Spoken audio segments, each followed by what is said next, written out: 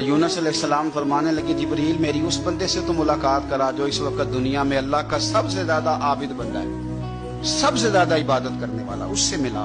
हज़रत जिब्रील कहने लगे आइए ले चलते हैं। तो जनाब जिब्रील ले गए।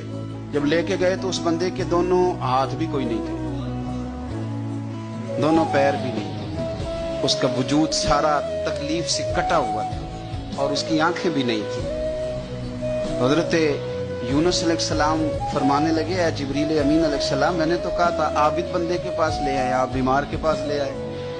कहा ये वो बंदा है जिसको अल्लाह ताला ने सबसे ज्यादा इबादत करने वालों में लिखा है, जरा आइए इससे बात करते हैं। गुफ्तगू शुरू हुई। हज़रत जिब्रील कहने लगे आपकी आंखों का क्या बना? तो वो कहने लगा क्या बनना था, जब तक मेरे रब ने चाहा मैं दुनिया देखूं उसने दिखाई, और जब उसने कहा कि अब तेरे लिए बेहतर नहीं तो वो आंखें ले गया तो जे सोना ही मेरे दुख विच राजी।